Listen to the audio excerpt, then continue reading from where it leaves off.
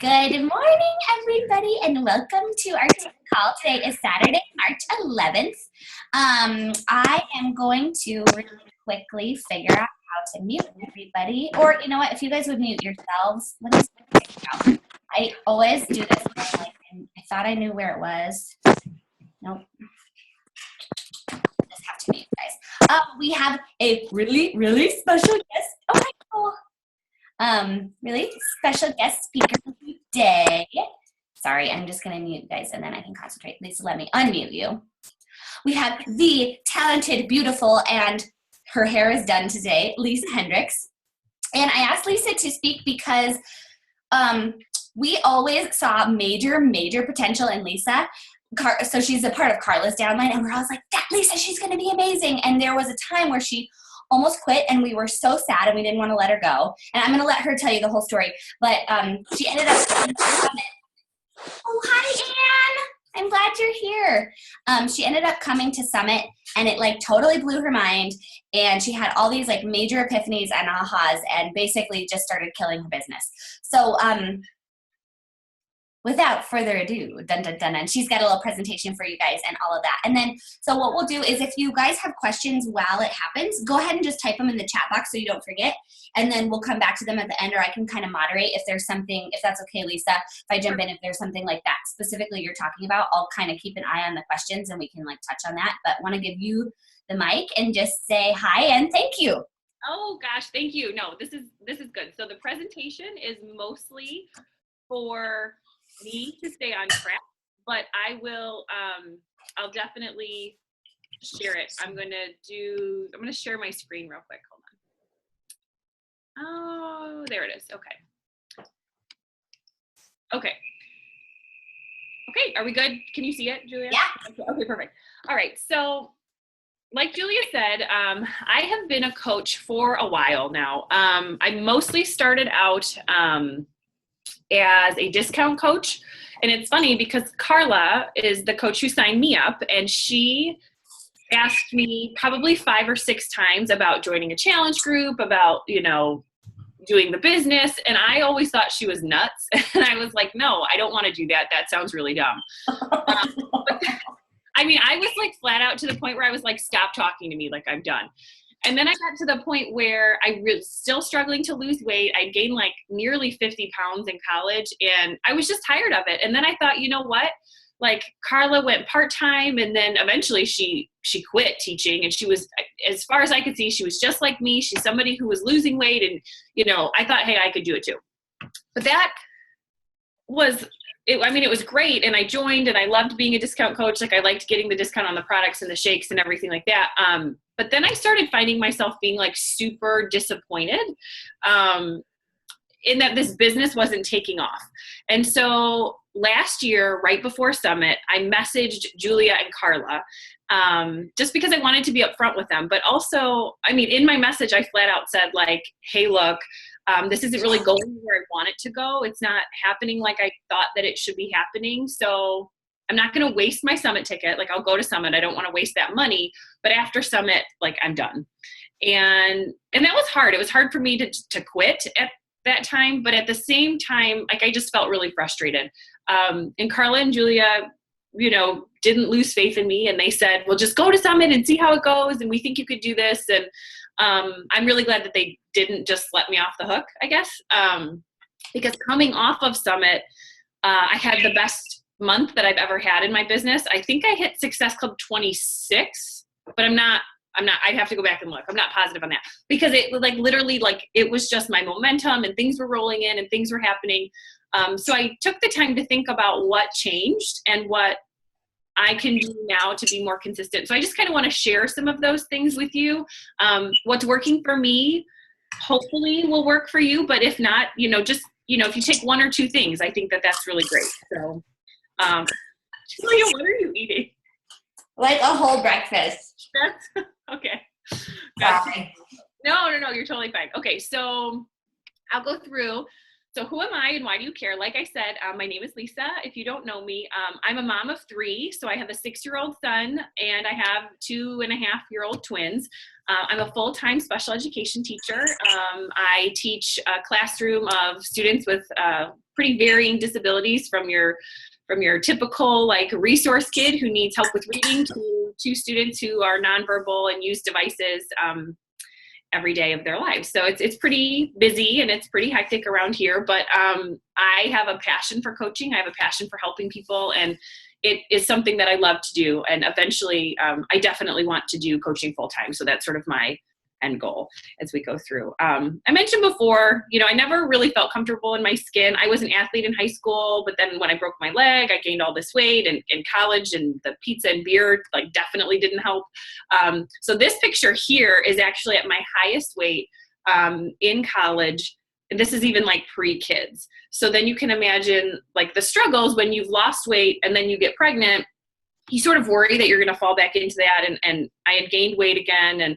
And this is me here with like the twins and all that. So really Beachbody helped me focus on myself and my nutrition and learn how to be healthy about it. And it's been like a lifesaver for me. So then I kind of touched on some of these points of like why I was a quitter, right? I had made that decision I was going to quit. I was feeling frustrated. I remember seeing lots of coaches who would be like diamond in like 2 weeks. And I felt like, are you kidding me? I've been an emerald for like 2 years. So it was just really frustrating for me to see what I thought I deserved and what I thought, well, this was supposed to be something easy, like a side gig, and I was going to be like rolling in the dough.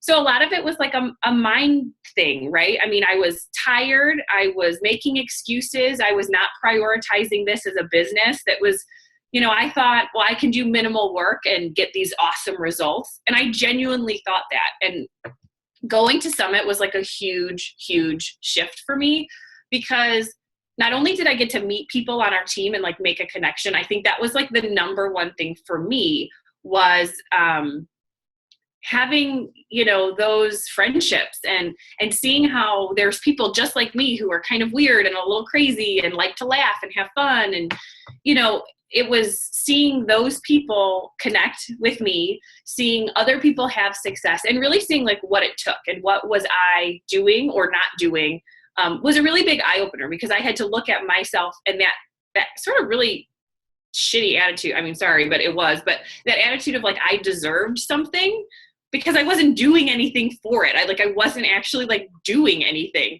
I thought that these people would come flocking to me because I lost weight, and it just wasn't happening. Like I wasn't reaching out, and I wasn't trying to get people to see the value in what I was doing and all of that. So I definitely made a decision. It was like drawing a line in the sand of, I'm going to give it a try. I'll be coachable, right? I'm going to take tips from my upline. I'm going to take tips from other coaches who are successful. I'm going to see what they're doing and how I can make that me, and how that can, work for me, or does that fit with who I am? And is that my vibe? And some things I've taken and I've kept this entire year since Summit, and they're still working. Other things I've tried out and I'm like, I don't know. That's just like not me. It doesn't feel like me. And that's okay. But I gave it a shot, right? And I gave it a try. So really what you came here for, I know that. It's like the good stuff, right? So what's been working? The first thing was a big one. Like I had to figure out what kind of coach did I want to be? Who was I? Balancing this whole, like, I'm a working full-time mom and I've got this coaching thing going and I love doing that, but finding the balance, right? Like, I think it's easy for a lot of people to see, the stay-at-home moms or people who have been really successful and can do this full-time as a business.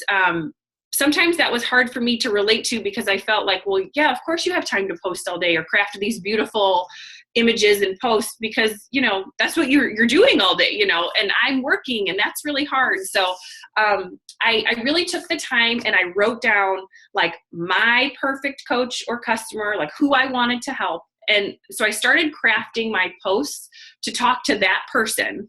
Like some people call it like your avatar or like whatever. It's like, who are you trying to bring into your circle, right? Who do you want to help? Who would you love to work with? And so I would try, and I still do, to craft my posts so that I could be speaking to that person, and that for me as a woman. So like I'm speaking to her.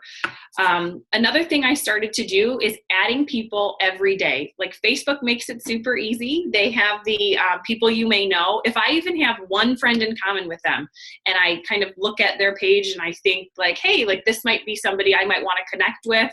Maybe they're on a weight loss journey. Maybe they're not. They just seem like a cool person, or we've got friends in common. I always add them. One of the things that I found really important to help break the ice is I message them when they accept.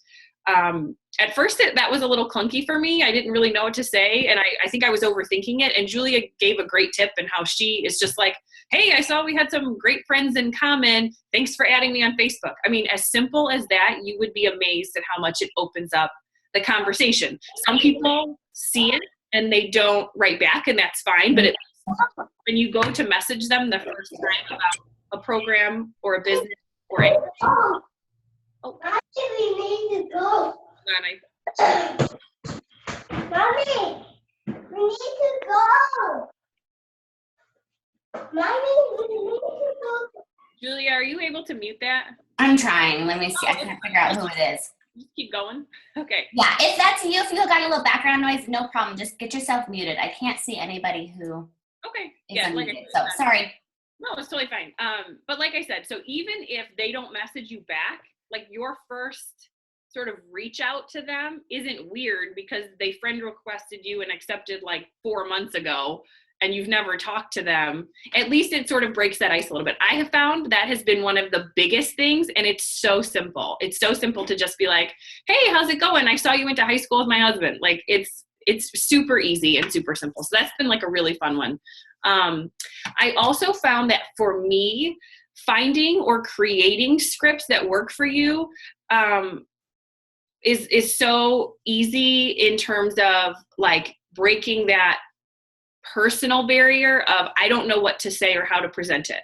So what I've done is like I've either taken our team scripts, which are amazing. I've always tweaked them to sound like me and to be what I would say. If there's words in there that like I don't say, I take it out or I swap it out, or I try to say it out loud too and see if it sounds like something I would say in person. And that's helped to make it sound a lot more like me. There are some scripts that, I might read and I'm like, I don't know, that's pretty direct. And I just, that's a little more aggressive than I would go.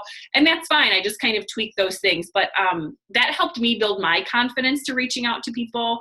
Now I have a lot of those intro kind of like messages already in my head. And so then they just come out much more naturally. But in the beginning, if you're struggling, definitely go back to those things and make sure that, again, you're putting them into your own words, but make sure that, you're using the tools that our team has worked really hard to create and to put together. They're there for a reason. They're there to help you. So always make sure that you're sharing the good with the bad in your life on social media. I think it's always a good idea to not be like Beachbody all the time. I think that comes across as super salesy and people need to see, like I just posted the other day, like I was working out and I had the band like slap me in the face. And it was just like kind of that like goofy moment where you're like, yeah, it's not all perfect over here. Or, when you're struggling to work out and your kids are like running circles around you, like film a little snippet of that and just share it, because people want to know deep down. I think people just want to know that they can do it too.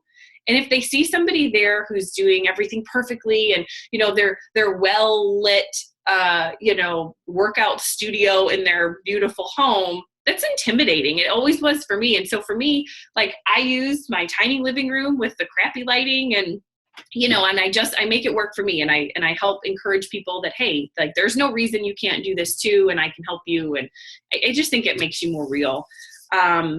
Again, the being coachable, willing to learn and try new things. I think it's really important.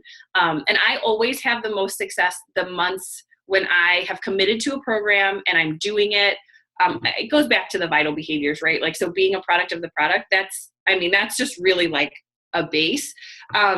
But there have been times where I was like in between programs and I'm trying to get people like, hey, come try this thing with me, but I'm not doing anything and they're not seeing me do anything. And you just come across as much more genuine if you have a commitment that you've made, and people can see that. And I think people watch you over time. I've had people message me saying like, I love how you share your journey on this program and you didn't give up. Or when you did give up, you know, you just picked yourself up, and, you know, if you had a setback, you know, just sharing those things with people and being like really real about it.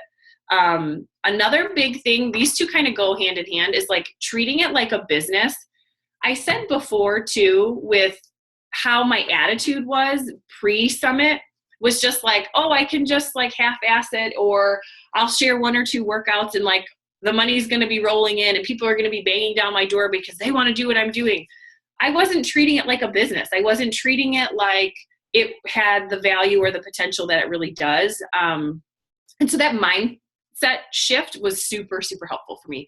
Another big one for me was including my husband, Jake. So before, I would always try to work the business or do activities like when it would never interfere with anything that Jake and I were doing. So it's like any time at night, like I wouldn't do anything because I didn't want to take away from our time, or, you know, I wouldn't tell him about the things I felt like I needed to get done, or like do my list or my power hour or whatever I was doing. And I would sort of push it off to the side. And that really hurt my business. And it also really didn't help my relationship with him either, because there was this thing of coaching that I was so excited about. And I wasn't sharing that part of myself with him because I was afraid he would, you know, not like the fact it was like eating into our time. So after Summit, I mean, and I came home on this like high and I was so excited. I really shared with him how I was feeling and what I wanted to do and what I thought that would take, which I said, you know, there's going to be days where I didn't get things done, you know, and I'm going to need an hour or so to work after school. And he was amazing. Like, I thought he'd be like, oh, okay. I mean, he took everything in stride, and I mean, he loves me and he was really excited for me. And I think you need to share that with people in your lives so that they not only hold you accountable, but they see how important it is for you. And so you give yourself that permission to be able to work on something that's important to you. And that was a big one, because now I don't feel guilty at all that like right now he took the kids to Jewel, because he knows that this call and that connecting with you guys is really important to me, and he supports that. I guess I didn't give him enough credit beforehand that he would be open and okay with it. So I also work from what I call like a master list of people that I talk to. And I joke, like, you're not smart enough to remember everyone in every conversation. I know I am not, because I'll be like, ooh, like they liked this post, I'm going to message them. And I go back and I click and I'm like, oh crap, I messaged them like 3 days ago. I mean, you just have to keep track of people. So lots of different ways to do it. I started like with a notebook, and I'll kind of show you like what a mess it becomes, but like, so these are just the names of people that I reached out to from February 1st to now. I mean, this gives you an idea of like how many people I talk to about the business and challenge packs. Okay, so this is page 1. I don't know if you can see it. Page 2, and then page 3. That's in 3 weeks, 3.5 weeks. And most of these have dates next to them. Like this one has 1, 2, 3, 4 dates. Like I connected with that person like 4 times in just that like sort of conversation strand. I keep this notebook because I keep it with me, but I also do transfer these things digitally, especially if I'm like archiving conversations. You do what works for you. So like on here, you can see like I have the person's name, their Facebook name, because some people like just have a weird Facebook name. That's just the way it is. The dates of contact, and then any notes, like not right now, maybe offer the free group. And I even have a column that they would be a great coach, or like somebody I really want to go back to. And I just kind of keep this list going, and then I can sort it alphabetically and search for people if I'm not sure, like, hey, have we had the business conversation yet? Like, have we? So it's a super simple like Word or Pages document is what works for me. You might find something that works for you, but I think it's really important to be writing down those contacts. I know some people have used Streak or Asana. There's lots of things out there. You just have to, you know, like do what works for you. I always go back to my lists too. So if I feel like I'm at a time in the month where I'm like feeling like things have dried up a little bit or conversations aren't really going well, I do what I've learned are called reachbacks. So it takes the average person like 7 contacts to say yes to something new. And I mean, that was me, right? It's like WTF, like what takes you so long? Well, that was me. I mean, that's who I was for Carla, and she just didn't give up. So I'll go into detail like a little bit later of like who I reach back to or why or when is a good time to reach back. I wrote some of that out for you that I have found have been helpful. And then one of the things too that I started doing is answering objections with like clarifying questions. So like that just helps to keep the conversation going. So if somebody's like, oh, I don't have time, you can say a clarifying question would be like, well, how much time do you think that you need to dedicate to losing weight or to this business or to whatever the conversation is going? Because then that opens them up a little bit. They haven't shut the door on just like a no, leave me alone. It's just like you seeking more information. You're deepening your connection to them. And that's been really helpful for me. So if they're like, well, I don't have the money right now, you know, you can talk to the point of like, well, how much money do you think that you need to, you know, do this or to do that? And it opens up that conversation to helping them get over those objections, really. So that's another tip that I had learned that I thought was really helpful. Going into the master list too, again, it's just reasons I went digital, is I can organize it, search it. I can have it on my laptop or phone. I do keep the like low tech notebook in case I'm at school or like on the fly, but then I always like once a week, I'll transfer over, if not more, but like definitely on Sundays, I always go through and make sure I add people to that master list, because early on in the business, I found there'd be a couple of times where like, it's kind of bad. Like I'd send the same, like, hey, I've got this challenge group message to somebody, not realizing I'd already sent it to them and they just ignored me. And then they just like, it made me feel really icky. Like then all of my conversation with them is just like me spamming their inbox. And I didn't want to do that. So I made sure that I could search their name. If I'm like, hey, I don't know that I've talked to them about this yet, I can search their name and be like, oh yeah, 2 months ago I did. I might need to find a different avenue to open up a conversation with them. So I might talk to them about something completely not Beachbody related so that it can happen a little more naturally in the conversation. It just helps me. It's just like a tip that helps me. Some of the things that I've learned for starting conversations in terms of, especially for me, the business conversation has been the hardest one. I'm just now getting some tips and learning some things that I'll share with you that help me start those business conversations. I felt super comfortable being like, hey, join this challenge group. It's super fun. This is what we have to offer. But I think the business conversation is a trickier one, right? Like I think a lot of people automatically think that you're like either scamming them or that like they're definitely not interested in starting a business. But these things have actually helped open up some conversations with people that I thought, you know, maybe wouldn't have been interested. So I always lead with what's in it for them, right? People want to know like what's in it for them. So I will always go on their Facebook page or their Instagram or whatever, and I figure out like what their problem is, what's their pain, and offer them a solution. People share their entire lives on Facebook. It's so easy to find these things out, right?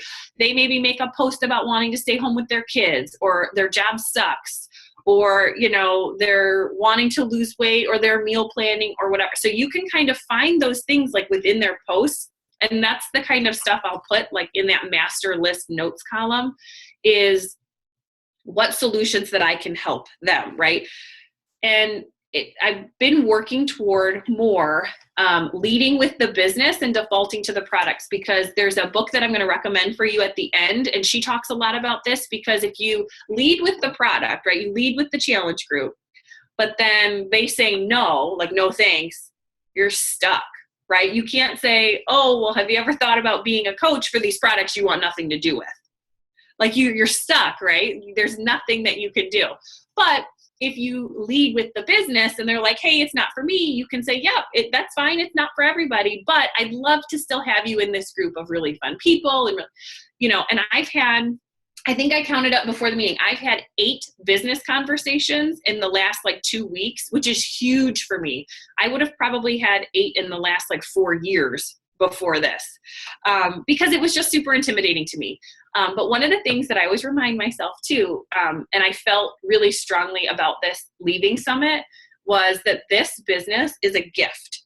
It helps you get healthy. It helps you lift up other people. It can provide financial freedom.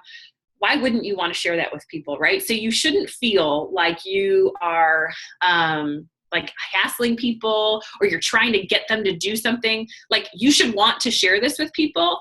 And if they say no or they're not interested, like that's a them thing, right? That's not a reflection of you, because you're trying to be that go-giver, right? You're trying to give the things that bring good things to the world, right? To be healthy and to be happy and to have freedom. So that to me is a good mindset that I always think of. And if they say no, I've learned to like emotionally detach from the no. It used to always feel like, oh man, like, are they thinking bad about me because they said no? Or like, now I don't even care. I realize now it's about them. Like, they're just not ready right now. And you just keep doing you, and you keep posting. And I've had people come back and say that they're ready now, or that they, you know, gave it another thought, or I've reached out to them and I've reached back and I've said, you know, hey, I know it wasn't the right time this time, but I've got this new thing coming up. Maybe you want to look at that. And it's okay. Like, I don't feel as stressed about getting the no's, which is why I can have, you know, 4 pages of people's names of conversations that I've had, because I'm not afraid to look at my inbox anymore. Right. So that was a big one for me. Trying to give you guys some good info too. So reasons that I like reach back. So if you're looking for reasons to talk to people who either maybe said they weren't interested or not right now, or, you know, the conversation kind of went stale and you're kind of left with like wanting to talk to them again, but not really knowing how or having a reason. So if there's an update in your business, promotion, team success, one of the ones that I thought was interesting, like, did you have a clunky first conversation? Like, I went back to a couple people who I maybe gave them too much, or was like, you know, word vomited all over them. And I said, look, like, I was super excited when I first started this, you know, and I might not have been able to explain it as well as I know that I can. I've learned so much, you know, would you mind giving me a do-over? And just being really genuine about it. I have not had one person say like, no, of course you can have a you know, like, people aren't going to be mean to you if you're just genuinely like, hey, I screwed that up. Like, can I try again? Can I tell you about that? I've not had one person ever say no. Also, new product launches. Again, I refer to their notes. Like, some people would be really great for country heat, and other people, that's just not their thing, you know. And I can look back into the notes to kind of redefine how I talk to people. If you have events, Super Saturday, it's a great one because it's like it's free for them to come and check things out. If there's ever good news or media coverage, just to be an awesome human being, right? You have a tip for them, or you want to open up a conversation and you see like they had a baby. So you've like, oh, hey, well, I've got this, you know, did you ever try this product? I loved it when I had it with my twins. And just really starting to get that conversation ball rolling. One of the big ones for me is like, if people are pregnant, have new kids, or just returning to work, that really opens that business conversation up really easily, because I don't know a single mom who's like ready to go back to work after that 6 or 12 weeks. So that's a really good way to sort of lead the conversation into helping them see that there are other options. So that's really fun. And then also when someone like them is succeeding. So if there are teachers or nurses or dental hygienists, or, you know, Julia had like the acting community and things like that. Like, when they can see themselves having success, I think that helps people say, hey, I can kind of do this too. And I'm excited about it. So that's kind of really been helpful for me. I wanted to share some professional development, like recommendations, because I do think it's really important. One of the things I started doing too, which I never used to do because I was a really crappy coach, was I never ever listened to the National Wake Up Call. I was like, it's on Monday, I'm already working, you know, it's just a lot of hoopla, blah, blah, blah. Well, I started downloading the podcasts and listening to them in my car. And I guarantee you, every time I listen, I walk away with at least one, if not many, many more little nuggets that I'm like, ooh, I'm going to try that. Or, oh, I never thought about it that way. Or, oh, I like the way that she said that. So I listen to them in the car. I listen to them when I drop off my kids at school, and then on my way home from work, or on my way to work. That's been a fun one. I know this is bad, but like, you can fast forward through like the first like 10-ish minutes, because they do a lot of like hoopla and talk, and that cuts down that wake up call. So I can fit it in at those times. Another one is the slight edge. That's another good one I really liked. And it talks about like basically the gist of that is like, if you're not working toward either improving or you're not working toward getting better, you're inadvertently like moving toward getting worse, right? So always pushing yourself and always trying to do like those little things to be just a little bit better and make sure that you're, you know, pushing yourself and you're really doing what you need to do to reach whatever goals you have, whether it's weight loss goals or coaching goals or, you know, financial goals and things like that. Like you always want to be taking those baby steps in the right direction. One of my absolute favorites, which I hadn't really ever heard of, I stumbled across it somehow. It's called Get Over Your Damn Self. And it's by Romy Neustadt. And she's a Rodan and Fields lady, but she has a ton of valuable scripts. And she's see, Julia has it. I got the digital version off of Amazon. I read it on my phone, like in between classes with kids. And I read it at my lunch break. It's really, really good. And she does talk a lot about the reach backs. She talks a lot about objections and those clarifying questions. She talks a whole lot about, I mean, she is like, you always lead with the business. I found that most of the time I try to do that now.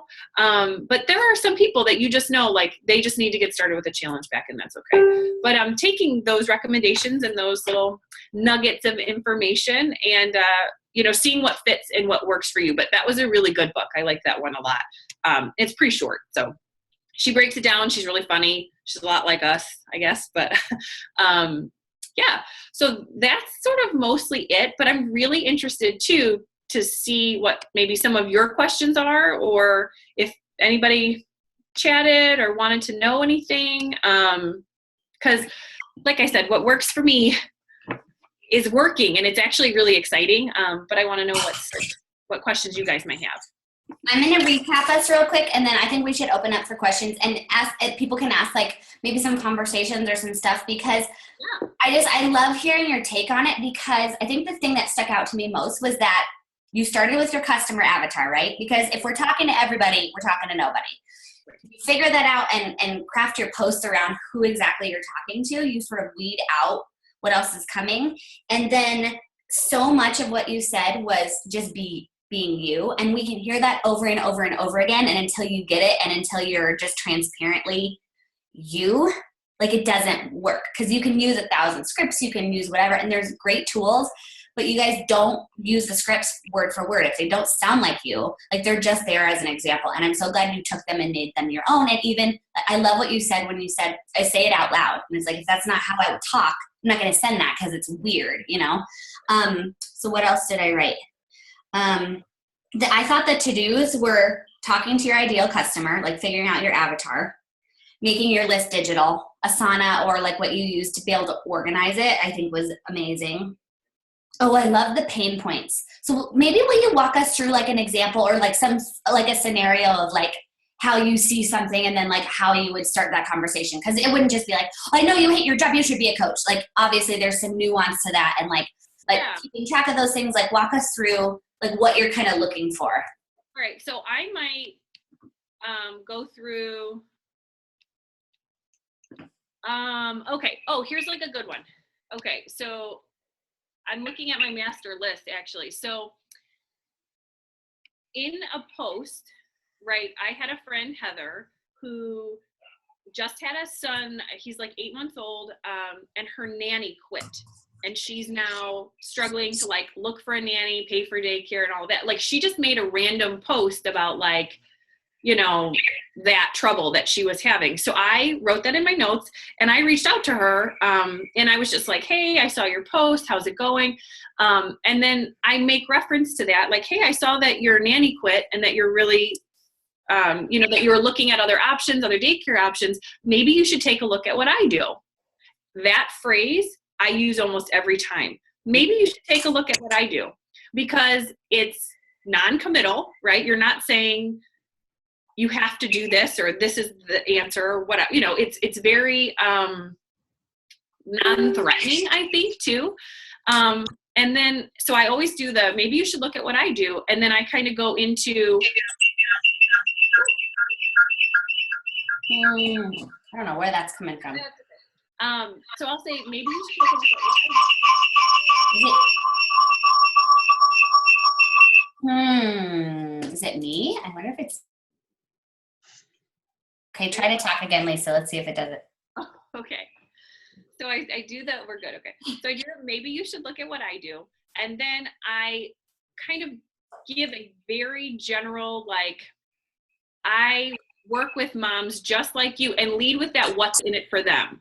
So I might say that, you know, people are getting healthier or they're earning money to pay bills. I mean, knowing she has to pay this like nanny bill or this daycare bill, I lead with the what's in it for her. And then I would say, like, it might not be your thing, or, you know, this might not be for you, but maybe you might want to check it out. And then that gets the ball rolling for them to sort of start interacting. And what's your next step? Do you like invite them to a what is coaching call, or send them a recording, or depends on the? Yeah, I guess it kind of depends on the timing. Like if a what is coaching call, like, is it really soon? I want to keep that momentum and that ball rolling. I'm not going to say like, hey, 10 days from now, you should do this what is coaching call. So like, that's when I might send a recorded call. And I'm actually working on recording my own, which is super scary, but it's a goal of mine to do so that I can totally do it. It's so easy. And we have the slides, so you could just take the slides and then put your picture in there and call it good.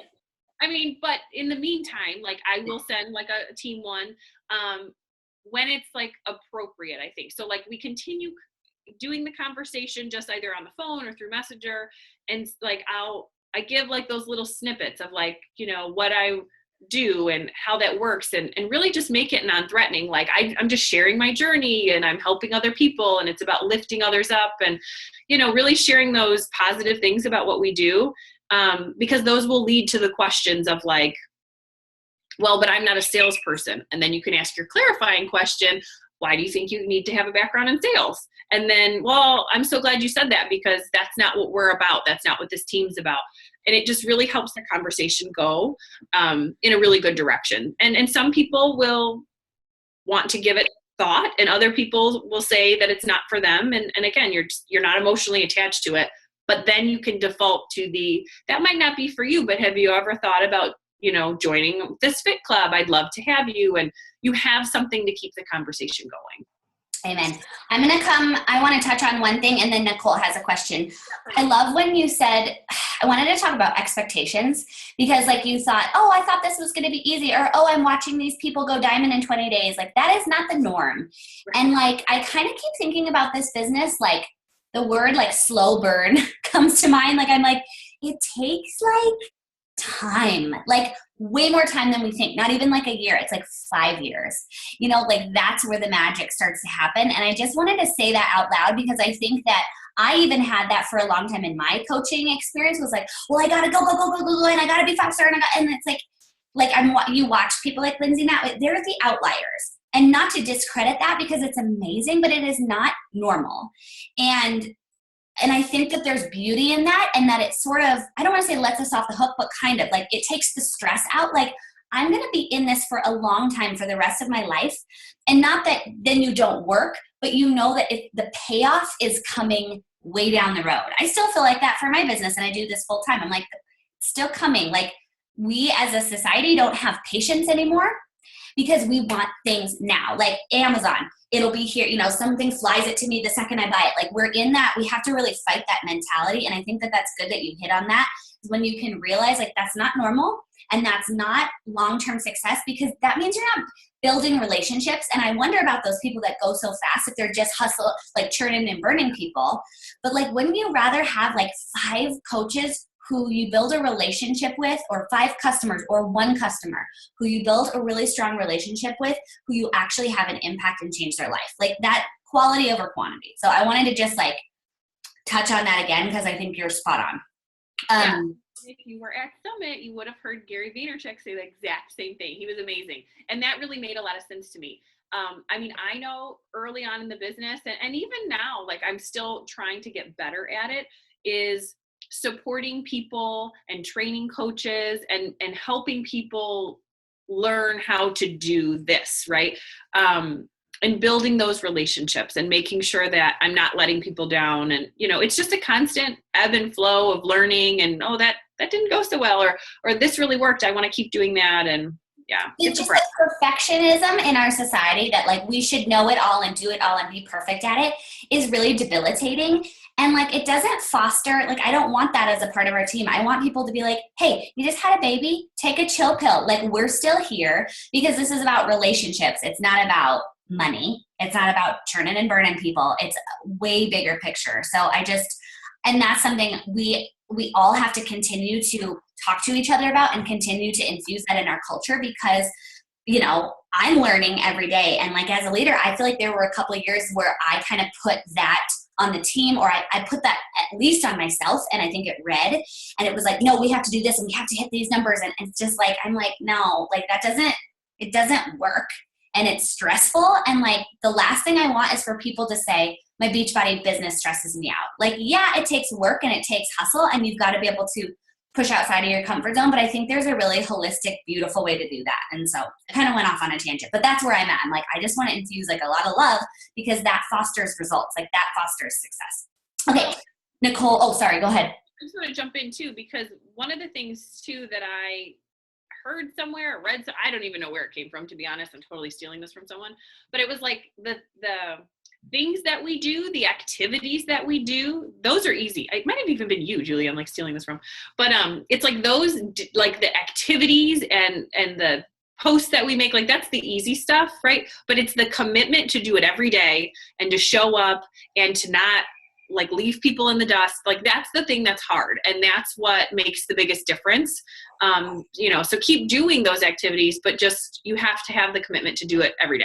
And from a place of love, right? Not from a place of stress. Because it doesn't work. It's unproductive.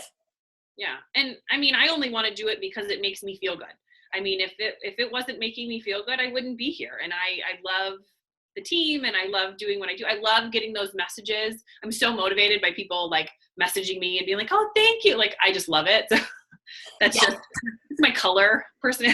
I love that. Okay. Nicole says, in your reach backs or / follow-ups, how do you touch base with people you've sent messages to that don't respond at all? So crickets, like, hi, blah, blah, blah.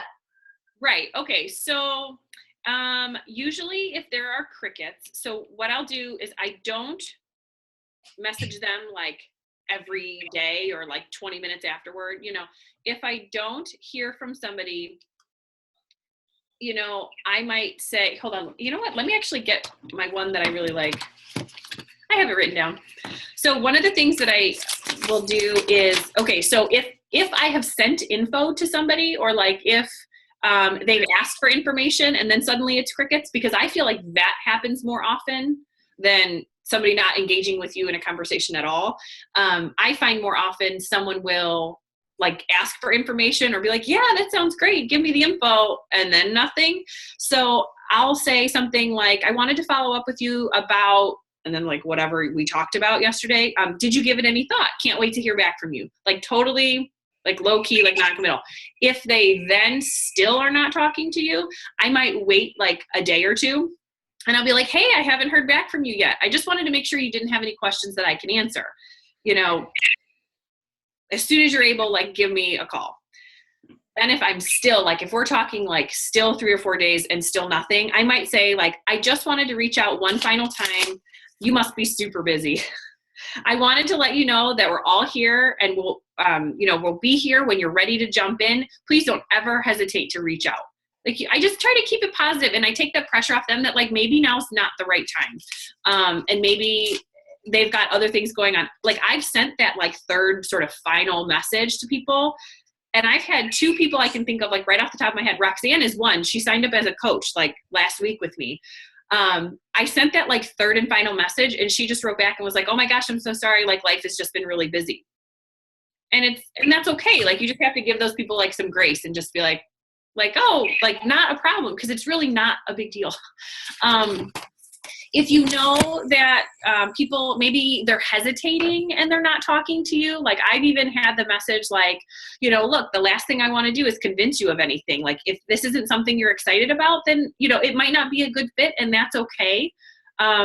You know, it's natural to be nervous, you know, just really putting people at ease because there's a lot of reasons why somebody, most of the time it's not just because they're like jerks or they're rude. Like they're either nervous to get started, they don't know if they can do it, right? It's not usually about you, it's more about them. So I always try to look back at their, like, whether it's their pain points or whether it's like what they're having happen in their lives right now, and really circle it back to like the what's in it for them, and like make sure that they know that you're there for them, that, you know, you're really good at what you do, so you're following up, and you know, that they can expect you to continue that conversation. So, and sometimes if it's been sort of crickets, like I'll even say, you know, so until you tell me to stop, like I'm going to circle back to you every once in a while and just check in on you, you know, because I care about how you're doing.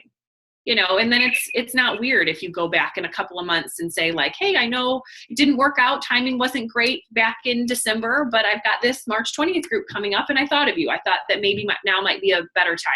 So it helps keep those conversations from being super awkward. I love that just kind of taking the pressure off of them. Cause like nobody wants to be sold to, nobody wants to be bugged.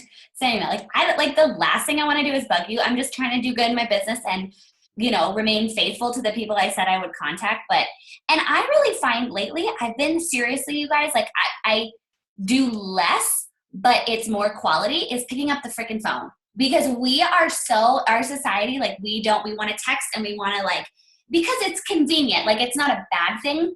But I find the people, you know, a 20-minute conversation, or even if it's longer, it turns into someone who is super loyal, because I can just like, and I try to just not talk. I just like listen and ask a zillion questions, because you can glean so much insight off of that, because it's like a person or a coffee date. Like I think we just get so wrapped up in social media and like, oh, I'm going to message 100 people. And it's like, what if you just talk to one person on the phone, like in the car on the way to carpool or whatever, you know? Do you find your conversation, does anybody like feel like their quality of conversations are better when they're on the phone or in person with someone versus? I do. I think it's harder for me. Like I hate the phone, but I do. I think that in person, seeing people and, you know, really making those connections, it's how I feel even on calls like this. Like it's easy on our team page to sort of like put a shout out or not feel super connected though. Like I always leave like either team calls or what is coaching call. I'm like, oh, like, cause you get to see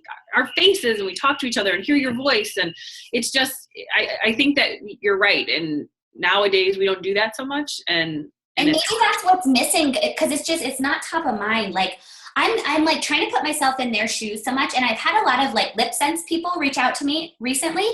And it's been such a great like way to look at the business, because I'm not offended at all. Like I'm like, oh, I actually am interested in, and like I've had like 5 different conversations with lip sense people, and now I'm just now I'm starting to be like, oh, I maybe want some lip sense, you know. And it's interesting seeing the different tactics of people and how they do it. And I think it's like to be the person on the other side, you can glean so much insight, and it's like it just slips my mind. Like I'm like, who was it that messaged me? So it's top of mind most of the time. It's not that they're not messaging you back or they are mad at you. It's just that you just get lost in the Facebook shuffle.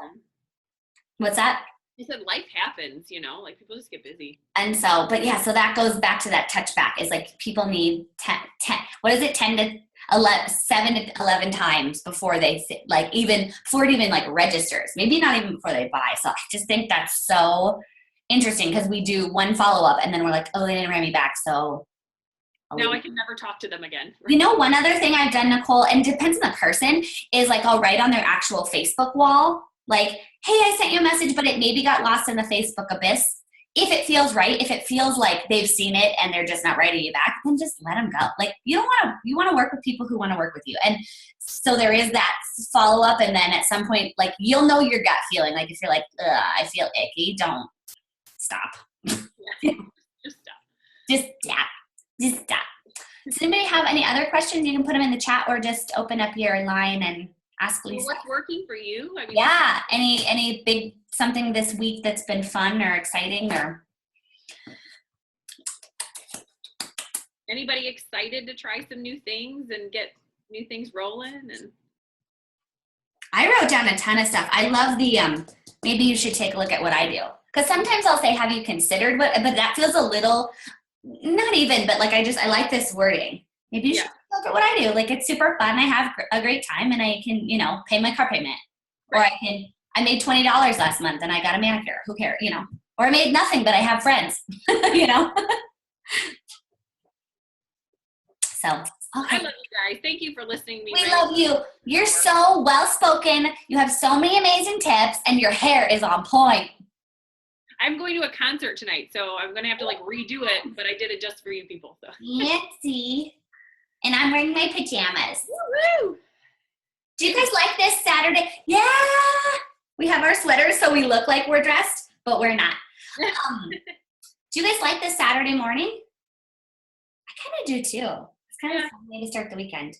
So I'll just kind of keep trying to throw out a bunch of times and dates. I apparently, like, everyone was like, Wednesdays are horrible, and I never knew, and I was just doing Wednesdays. So we'll just keep trying different times and dates and stuff. So I love you guys. Thank you for taking the time to show up for your business. That's like half of the battle. Yeah, switching it up, just kind of like some variety is kind of fun. So I'm so glad you guys all came on, and I will, it takes a while for Zoom to upload these calls, but I'll get it uploaded on YouTube and post it in the team page today. So if you want to share it with your teams. Okay, love you guys. Thank you, Lisa. You're amazing. Bye.